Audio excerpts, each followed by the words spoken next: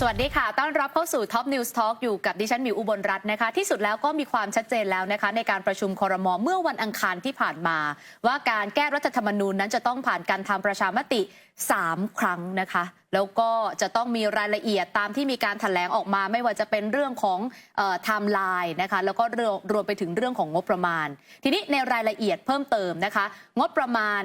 ครั้งแรกที่บอกว่าใช้ 3,000 กว่าล้านจะเอาไปใช้ในส่วนไหนอย่างไรบ้างคำถามที่ตอนนี้ก็ยังกลายเป็นประเด็นวิพากษ์วิจารณ์โดยเฉพาะอย่างยิ่งพรรคก้าวไกลเองก็ออกมาโจมตีรัฐบาลเลยว่านี่คือการเตะทวงไม่จริงใจที่จะแก้รัฐธรรมนูญหรือเปล่านะคะวันนี้ต้องดึงคนที่เกี่ยวข้องกับเรื่องนี้มาพูดคุยกันค่ะต้อนรับคุณนิกรจำนงนะคะโฆษกคณะกรรมการศึกษาแนวทางการทำประชามติเพื่อแก้รัฐธรรมนูญฉบับปี 2560 อยู่กับดิฉันแล้วนะคะสวัสดีคุณนิกรค่ะตอนนี้ก็ชัดเจนแล้วประมาณสักกี่เปอร์เซ็นต์คะสำหรับเรื่องของการแก้รัฐธรรมนูญก็ตอนนี้สิ่งที่เรารายงานไปเนี่ยก็ชัดนะครับว่า1ก็คือเคลียร์กันว่าทำกี่ครั้งแล้วก็ตรงนี้จริงๆแล้วเนี่ยเราสรุปไว้ทำกี่ครั้งแล้วก็คำถามจะถามว่ายังไงผมเรียนว่าอย่างนี้ว่ารายงานเรื่องนี้เราทำสำเร็จมาตั้งแต่ปลายปีที่แล้วนะครับปลายปีธันวาคมเราทำเสร็จแล้วตามแผนงานแต่ทีนี้ที่รั้งเอาไว้ไม่เอาเข้าคณะรัฐมนตรีเนี่ยนะครับเนื่องจากว่ามันเรื่องอันแรกก็คือว่าเรื่องการทำกี่ครั้งเพราะว่ากรรมการทั้งคณะนี่นะครับมีความเห็นว่าเสียงข้างมากสุดๆเลยนะครับว่าเห็นว่า3 ครั้งเราพิจารณาดูแล้วก็ของคณะผมเนี่ยเป็นเอกฉันท์เลยนะครับคณะที่รับฟังเพราะเราไปฟังความเห็นประชาชนมาไปฟังความเห็นวุฒิไปฟังความเห็นสสเราเห็นว่าทำ3 ครั้งนะครับแต่ว่าพอชุดใหญ่เข้าเนี่ยมีโต้แย้งอยู่ท่าน2 ท่านเห็นว่าเป็นเสียงข้างน้อยทีนี้เราก็ต้องฟังเพราะว่าประเด็นของเขาเนี่ยมีนัยยะก็คือบอกว่าอาจจะทำ2 ครั้งได้นะครับทำ2 ครั้งเพราะทำ2 ครั้งเนี่ยทางกรรมการก็มีความเห็นท่านภูมิธรรมก็มีความเห็นว่าถ้างั้นก็ไปให้สุดทางเพราะว่าถ้าทำ2 ครั้งได้เนี่ยมันก็ประหยัดเงินไปได้ 3,000 กว่าล้านถ้าทำ2 ครั้งนี่ขั้นตอนไหนมันจะหายไปคะคุณนิกรขั้นตอนถามก่อนหายไปก็คือไปเข้าครั้งแรกก็คือเวลาแก้ไขเลย256แล้วตรงนั้นเนี่ยมันเป็นสภาพบังคับที่ต้องทำแล้วก็พอเสร็จแล้วก็เป็นสภาพบังคับเหมือนกันว่าต้องพอเสร็จหมดแล้วเนี่ยต้องถามประชาชนอีกครั้งหนึ่งนะครับทีนี้ครั้งแรกเนี่ยมันเหมือนจะเขาเห็นแล้วไม่ชัดผมเนี่ยเห็นว่าชัดนะครับเหตุผลที่ผมเห็นว่าชัดเพราะว่าตอนที่เมื่อปี63นี่ผมเคยเสนอไปแล้วแบบเนี้ยเว้นไม่มีหมวด1หมวด2แล้วก็มีสสรนะครับแล้วก็รายละเอียดเราก็คิดว่าไปรู้ตอนนั้นเลยตอนทำครั้งที่2ได้เลยนะครับเถียงกันไปเถียงกันมาก็ยื่นเข้าไปอย่างนั้นเลยปรากฏว่าถูกยื่นถึงศาลรัฐธรรมนูญให้ตีความปรากฏว่าเรียบร้อยนะครับที่มีปัญหาตรงนี้ผมพูดนิดนึงเป็นประเด็นเหมือนกันที่ตอนหลังมีคนมาพูดกันอยู่คือประเด็นอยู่ตรงนี้ประเด็นผมพูดให้ฟังนะครับว่าเป็นแบบนี้ในคำวินิจฉัยนั้นศาลรัฐธรรมนูญชี้ว่าอย่างนี้ในปี63ที่ตีตกลงมาเนี่ยบอกว่าการจัดทำรัฐธรรมนูญฉบับใหม่ด้วยวิธีการร่างรัฐธรรมนูญโดยการเพิ่มเติมมาตรานะครับอันนี้มีหมวด15/1นะครับย่อมมีผลในการยกเลิกรัฐธรรมนูญคือเท่ากับมีผลที่มาโต้แย้งกันเหมือนอาจารย์ท่านหนึ่งเนี่ยผมไม่เนมชื่อที่บอกว่ามันเว้นหมวด1หมวด2แล้วมันจะทั้งฉบับได้ยังไงเขาบอกว่าถ้ามีการใส่มาตรา15/1เนี่ยถือว่าเนี่ยอันนี้เป็นการแก้ไขหลักการสำคัญที่ผู้มีอำนาจนะครับสถาปนารัฐธรรมนูญดั้งเดิมเนี่ยปกป้องคุ้มครองไว้หากรัฐสภาต้องการจัดทำรัฐธรรมนูญฉบับใหม่ต้องจัดให้ประชาชนผู้ทรงอำนาจสถาปนารัฐธรรมนูญออกเสียงประชามติเสียก่อนว่าสมควรจะมีฉบับใหม่หรือไม่นี่คือถ้อยแถลงของศาล15/1นี่คืออะไรคะคุณนิกรมาตราที่เราใส่เข้าไปมีสสรคือถ้าเป็นการแก้โดยที่ไปแตะมาตรา15/1ไม่ใช่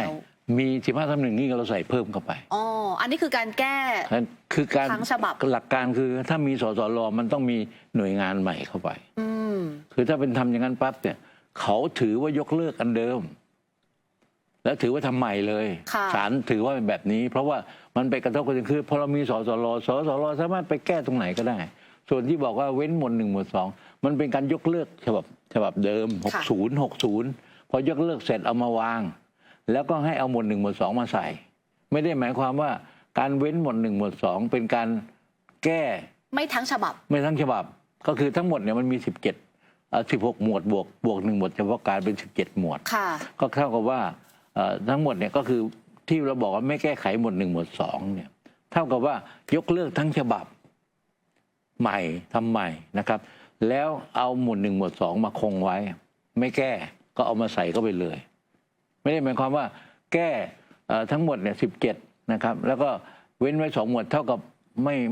แบบนั้นศรีถนนชัย อันนี้คือยังถกเถียงกันเยอะพอสมควรเพราะว่าดิฉันเองก็เห็นสื่อหลายสำนักก็มีการวิเคราะห์กันว่าคำถามณตอนนี้คำถาม 100% เนี่ยถามว่ายังไงนะคุณนิกรถามว่าท่านเห็นชอบด้วยหรือไม่นะครับกับการจะทำรัฐธรรมนูญฉบับใหม่ โดยไม่แก้ไขในหมวด1นะครับหมวดบททั่วไปและหมวด2พระมหากษัตริย์ท่านเห็นด้วยหรือไม่ที่จะทำรัฐธรรมนูญฉบับใหม่โดยไม่แก้ไขหมวด1และหมวด2ซึ่งตรงนี้อย่างที่คุณนิกรบอกก็มีคนตีความว่าก็ในเมื่อไม่ได้แก้หมวด1หมวด2แล้วมันจะเรียกว่าเป็นการจัดทำใหม่ทั้งฉบับได้ยังไงผมเคยคิดแบบนี้เมื่อปี63ผมเป็นเลขาอยู่แล้วก็ยื่นไปแล้วถูกตีล่วงมาแล้วเหมือนกันเลยก็คือว่ามีตรงนี้มาแล้วเราก็คิดแบบเดียวกันว่าอ้าวก็ของเราเว้นหมวด1หมวด2แล้วก็อีกอันก็คือว่าตอนที่ประชาชนลงประชามติแก้256โดยมีสสรประชาชนรู้แล้วว่าเราจะทำทั้งฉบับหมายถึงว่าจะทำแบบนี้เราโดนมาแล้วผมก็เลยเสนอไป100%ว่า3 ครั้งทีนี้ปัญหามาอยู่ตรงนี้ไม่ต้องไปทวนกันใหม่หรอกเพราะว่าขณะนี้ทางพรรคเพื่อไทยเนี่ยท่านก็เสียสละนะคือมีการถามว่าถ้าอย่างนั้นแล้วจะทำไงก็ต้องถามศาลพอถามศาลเนี่ยถามได้ไงศาลไม่ใช่เป็นที่เราไม่ใช่กฤษฎีกาก็เลยจำเป็นจะต้องยื่น256เข้ามาเลยและใน256เนี่ยมี15/1พอเสนอเข้าไปก็สภาไม่บรรจุการไม่บรรจุเนี่ยไม่ใช่เพิ่งเกิดในสภาชุดที่แล้วเนี่ยหลังจากฐานรัฐมนตรีเขาตีชุดของผมตกไปใช่ไหมก็หลังจากนั้นมีคนเสนอแก้คล้ายๆแบบเดียวกันท่านประธานชวนตอนนั้นเป็นประธานรัฐสภาไม่บรรจุโดยเห็นว่ามันขัดกับคำวินิจฉัยของศาลที่ผมอ่านให้ฟังแล้วเมื่อกี้เห็นว่าขัดก็ไม่รับพอไม่รับพอครั้งนี้ส่งไปอีกท่านอาจารย์วรรณประธานรัฐสภาก็ไม่รับอีกนะครับไม่บรรจุเพราะว่าขัดกับตรงนั้นแต่พอขัดคราวนี้เป็นไปตามแผนพอขัดปั๊บเนี่ยก็มีประเด็นพอมีประเด็นเขาก็มียติขึ้นมาว่าเขาไม่เห็นด้วยกับคำวินิจฉัยของรัฐสภาเสนอให้ส่งยติไปยังศาลรัฐธรรมนูญให้วินิจฉัยว่าอำนาจหน้าที่ตรงนี้แล้วก็ถามด้วยว่าทำกี่ครั้งประมาณนั้นปรากฏว่าศาลเนี่ยศาลรัฐธรรมนูญท่านไม่รับวินิจฉัยท่านบอกมัน1ก็เป็นข้อสงสัยอันที่2เนี่ยมันก็ชัดเจนแล้วคุณก็ไปตีความเอาเองสิไม่งั้นเนี่ยเท่ากับว่าเราก็ไปว่าท่านมาก้าวก่ายเราอยู่ใช่ไหมดังนั้นเนี่ยตอนนี้ทางนี้มันจบแล้วค่ะคือไปยื่นยังไงมันต้องยื่นเข้ารัฐสภาแล้วในเมื่อรัฐสภาไม่รับแล้วก็มีการให้ศาลรัฐมนตรีความแล้วการไม่รับนี่ไม่ถูกต้อง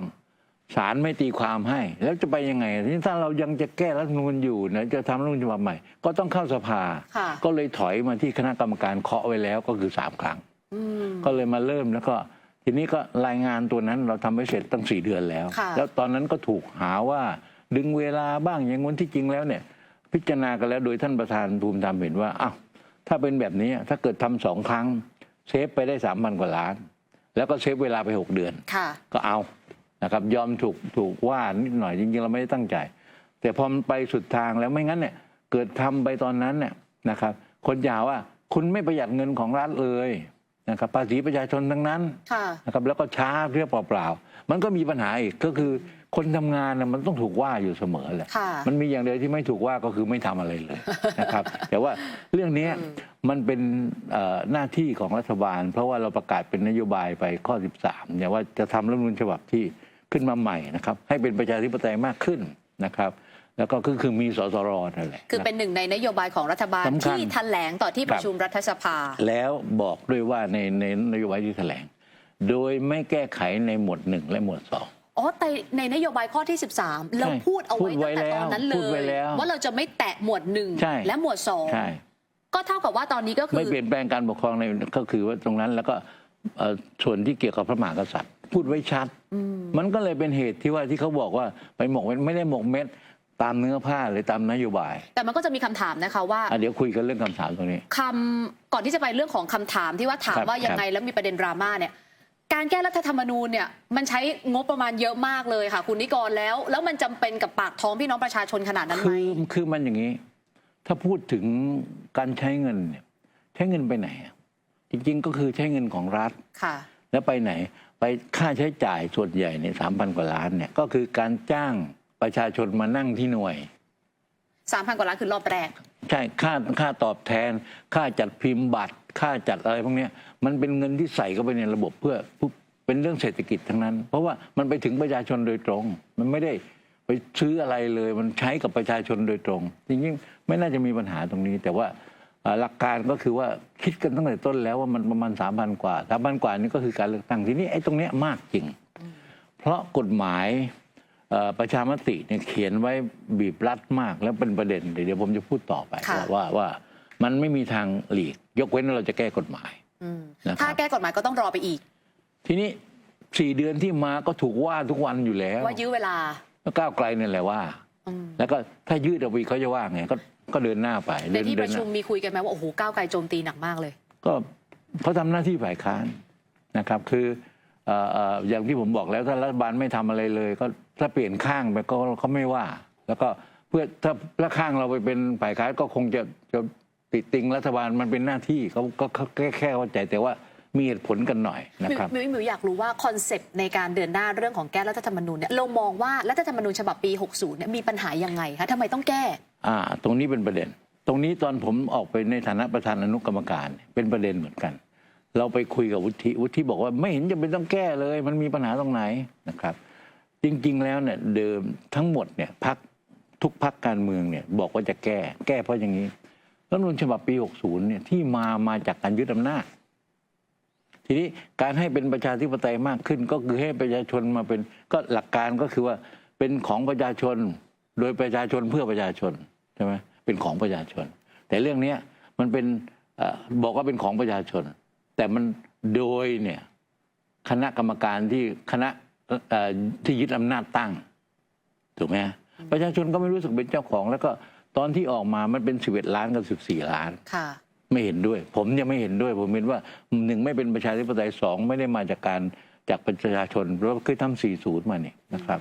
นั่น1ก็คือว่าไม่เป็นของประชาชนอันที่2เนี่ยเราเคยตั้งคณะกรรมการขึ้นมาชุด1แล้วศึกษาว่าจะต้องแก้ไหมผมก็เป็นเลขาอยู่เหมือนกันในนั้นประธานก็คือท่านพีรพันธ์สารีรัตนพิพากษ์เป็นประธานปรากฏว่าเราศึกษาครบทุกหมวดนะครับผมศึกษาเรื่องเกี่ยวกับหลักการหรือว่าเกี่ยวกับเรื่องรัฐธรรมนูญทั้งหมดเนี่ยเป็นอนุต่างหากขึ้นมาผมเป็นเลขาสรุปว่าหมวด1กับหมวด2ไม่มีปัญหาเห็นด้วยกันหมดนะก้าวไกลก็อยู่ในกรรมธิการด้วยตอนนั้นเนี่ยหมวด1หมวด2แต่ที่เหลือเนี่ยอีกทั้งหมดเนี่ยมันทั้งหมด17 หมวดใช่ไหม16 บวก1บทเฉพาะการ16 หมวดเนี่ยที่เหลืออีก14 หมวดมีปัญหาหมดเลยบทเฉพาะการก็มีก็เลยเสนอว่าแล้วผมมีรายละเอียดเป็นเล่มเลยว่าปัญหาอยู่ตรงไหนมีปัญหาเยอะเรื่องอำนาจประชาชนก็ดีนะครับเรื่องเสรีภาพประชาชนก็ดีเรื่องการกระจายอำนาจก็มีปัญหาคือมีปัญหาทุกเรื่องเราท่านขึ้นมาหมดแล้วก็เท่ากับว่ามันมีปัญหาถึงจะได้แก้แต่ว่าประเด็นหลักก็คือว่าและอีกอันที่มีปัญหามากเลยผมเคยเรียกตอนนั้นเป็นค่ายกล7 ดาวเขียนไม่ให้แก้แล้วอีกอย่างก็คือเขียนมาเนี่ยส.ทั้งสภาก็แก้ไม่ได้ถ้าไม่มีวุฒิ84 คน1 ใน 3เพราะเขียนล็อกเอาไว้เท่ากับว่าคนส่วนน้อยเนี่ย80 คนเนี่ยยันคน500ได้เลยมันไม่ถูกคือเขียนล็อกไม่ให้แก้ประชาชนบางส่วนมองว่านักการเมืองอยากจะแก้เพราะรัฐธรรมนูญฉบับปี60เป็นรัฐธรรมนูญปราบโกงที่สุดหรือเปล่าเรื่องนี้ก็คือมาตรา144เขาก็ล็อกไว้ไม่ให้นักการเมืองเข้าไปวุ่นวายกับงบประมาณเลยแต่ว่าการล็อกแบบนี้เนี่ยมันมีผล2 ทาง1ก็คือไม่ต้องบริหารเลยประชาชนเดือดร้อนเนี่ยนักการเมืองเอามาทำหนังสือถึงกระทรวงก็ไม่ได้ผิดนะครับหรือว่าผลักดันงบประมาณลงพื้นที่ก็ไม่ได้ทีนี้ประชาชนเองเนี่ยในประเทศแบบเราส.ส.เนี่ยคือปากเสียงของเขาแล้วถ้าส.ส.ทำอะไรเขาอย่างไม่ได้เลยเขาก็เวลามีคนมาซื้อเสียงเขาเลยน้ำบ่อหน้าไม่มีเลยใช่ไหมคือทำอะไรไม่ได้สักอย่างหนึ่งก็มันก็เลยเป็นประเด็นว่า เอาละมันอาจจะมีตรงนั้นทีนี้ส่วนที่มีก็เอาไว้สิแต่ส่วนที่มีปัญหาผมสรุปว่าอย่างนี้มีปัญหาในทุกหมวดหมวด 1 หมวด 2เราเคยเคาะแล้วว่าไม่มีเราก็เลยเว้นเอาไว้ตั้งแต่เดิมแล้วตอนนั้นนะครับแต่ที่เหลือมีปัญหาหมดเลยมีปัญหาหมดเลยก็ควรจะแก้แต่เรื่องสำคัญก็คือ2 เรื่องสำหรับผมเนี่ยผมทำรัฐธรรมนูญฉบับของท่านบรรหารอยู่ท่านบรรหารมาเนี่ยที่สำเร็จเพราะท่านไม่มีธงเพราะเป็นฉบับประชาชนหลักการตัวนี้ก็คือว่าแก้ให้เป็นของประชาชน1อันนี้คือฉบับปี40ใช่ไหมคะ40ไม่ไอ้นี่ก็เหมือนกันที่เราต้องการจะแก้ให้เป็นของประชาชนคือประชาชนมาร่างดีกว่าคือมีสสรมาจากการเลือกตั้งอะไรก็ว่าไปอันที่2เนี่ยเขียนให้แก้ไม่ยากแบบนี้ก็คือว่าโลกมันหมุนอยู่แล้วเราแก้ไม่ได้เลยนะครับเพราะฉะนั้นเนี่ยเราควรจะแก้ทีนี้แก้อาจจะต้องมากกว่ากึ่งหนึ่งนิดหนึ่งแต่ว่าอย่างเช่นสมมติสสทั้งสภาเนี่ยมีความเห็นว่าจะแก้ไม่ใช่เอาวุฒิมาดักเอาไว้มีประมาณที่เหลือถ้าเป็นชุดใหม่เนี่ยไม่ถึง84 คนด้วยแต่ก็1 ใน 3เหมือนกัน1 ใน 3เหมือนกัน67 คนก็ยันอยู่ทั้งที่ประชาชนทั้งที่เลือกสสมาตัวแทนประชาชนอยากจะแก้ไม่ได้ตรงนี้ต้องแก้ให้แก้ได้เพราะว่ามันรัฐธรรมนูญมันจะได้อนุวัตไปตามความเปลี่ยนแปลงของโลกได้และประเทศจะได้พัฒนาได้ไม่งั้นประเทศติดลมอยู่แบบนี้มันไม่ได้นี่คือเหตุผลในการเดี๋ยวพักเอาไว้ตรงนี้คู่เดียวนะคะอันนี้คือคอนเซปต์ว่าในมุมของรัฐบาลว่าทำไมเราจะต้องมีการแก้รัฐธรรมนูญแต่ทีนี้ในรายละเอียดขั้นตอนงบประมาณการแก้เสียงข้างมาก2 ชั้นรวมไปถึงคำถามที่ดราม่ากันอยู่ตอนนี้ด้วยนะคะเดี๋ยวช่วงหน้ากลับมาหาคำตอบกันค่ะมาร่วมสนับสนุนท็อปนิวส์นำเสนอความจริงได้แล้ววันนี้เพียงกดปุ่ม Super Thanks แล้วเลือกจำนวนเงินตามที่ต้องการได้เลยครับขอบคุณครับ